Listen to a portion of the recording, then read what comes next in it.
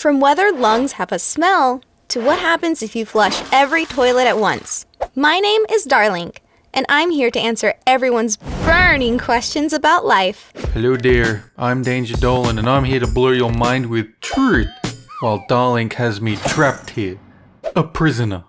Don't be silly. You're welcome to leave at any time. You just shouldn't. You always say that, but you don't explain further. What's outside that front door?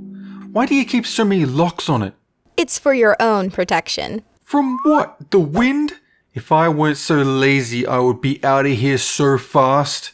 So anyway, here's a list of questions that I could easily Google, but you're right here, so... If we can make skin and muscle cells heal cuts and bones, why can't we regrow a finger if it were cut off? Regrowing a finger is infinitely more complex than healing a cut because you would need to generate bone, muscle, skin, and blood vessels in tandem. Even large wounds can be healed if you understand our bodies are like houses, and a blind repairman is fixing everything.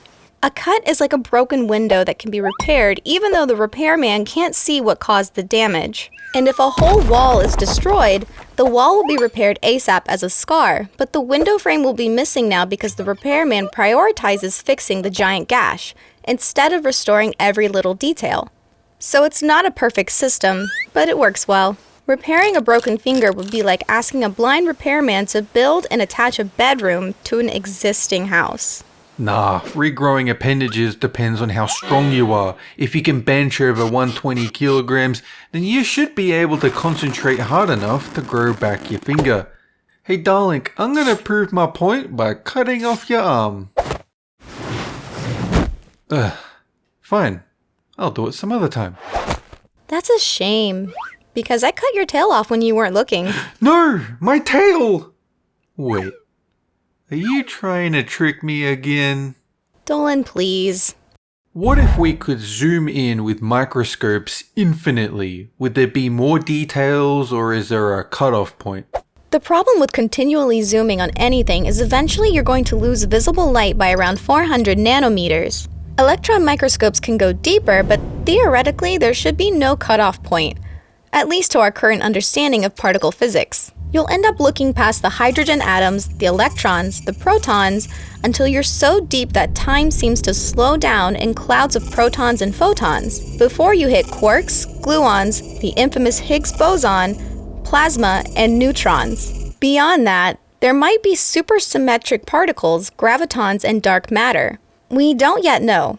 You'll see CMB waves left over from the Big Bang create particles until finally we've delved so deep that we're now creating miniature black holes. At this point, I would advise you to put the microscope down before you destroy the whole universe. What you're actually seeing is the evolution of spiders. They start off as black holes before evolving in size bigger and bigger. So pretty much the reverse of everything Darling just said.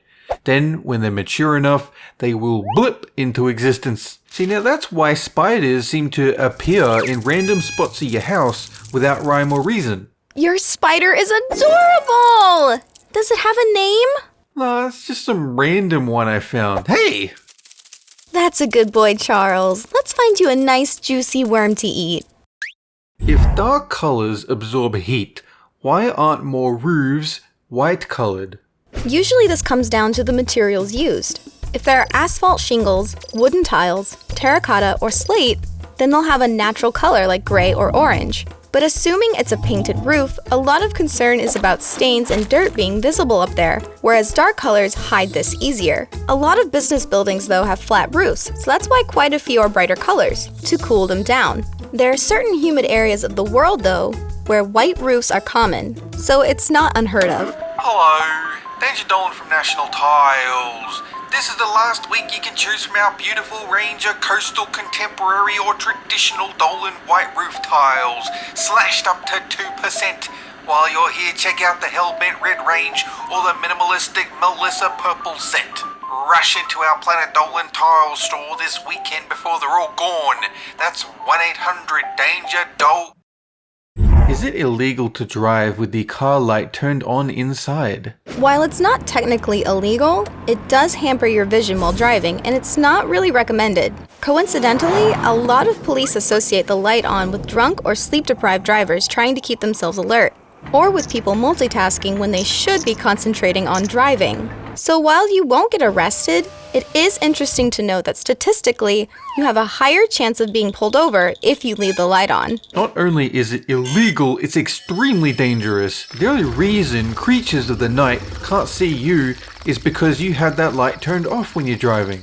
The instant it goes on, they will begin to follow, and you won't even realize. After 5 minutes, a fog will enter your car. Your check engine light will blink on, but whatever you do, do not stop the car. Do not open the door. If you have, then it's already too late. Unless you're a weirdo like Darling. Why can you smell things by inhaling and not exhaling? Are lungs odorless?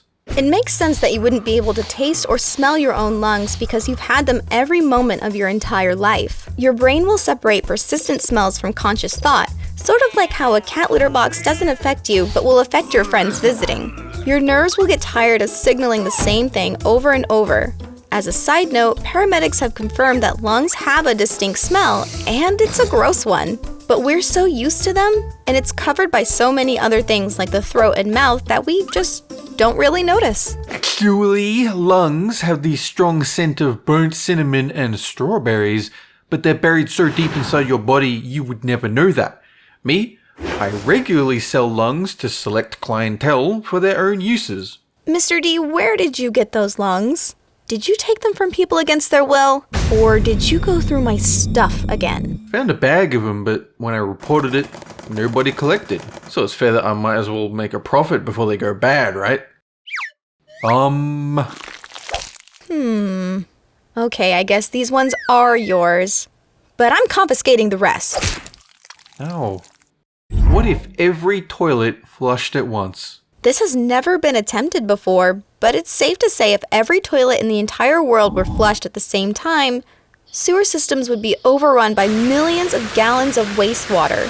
In small pockets where pipes and drains have been tested, such as sports stadiums, they would manage to hold, but most were not designed for the simultaneous flushing of an entire country and likely would not be able to handle it. Funnily enough, the closest we've come has been the Super Bowl flush, where everyone tends to go at once across America. If we flushed every toilet at once, there would be mass whirlpools, reverse tsunamis, the water levels would rise, and everyone would need to find higher and higher buildings to climb until there's not enough room on the roof, so you have to kick whole families off to make room, and you see them float away in nasty toilet water, but there's no time, so you climb to the top of the people pyramid to take one last desperate breath before the water consumes you all. But that's when it happens. When all hope is lost, I, Dolan, transform into my final form.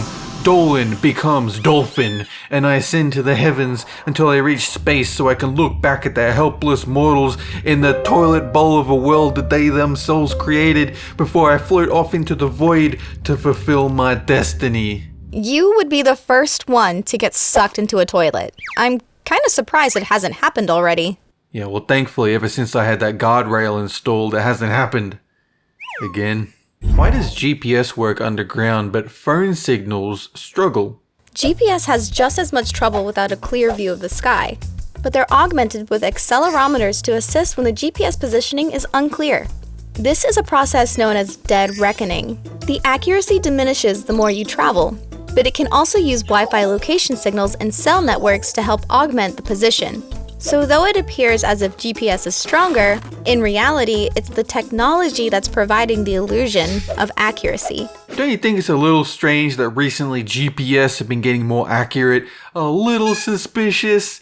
I bet you didn't realize that when you got the COVID vaccine, they added a little extra something. A 5G powered locator chip. GPS will never lose track of you with that.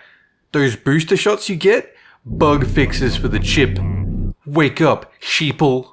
Are you telling me you never got the vaccine? Of course not. You've been with me every moment since my 2-year sleep. I can't let that poison into my virgin untouched bloodstream. Your immune system must be spaghetti. When was the last time you went outside? Outside? Here, give it a try. You're finally releasing me? Back into the wild? Alright. Can't possibly be that bad.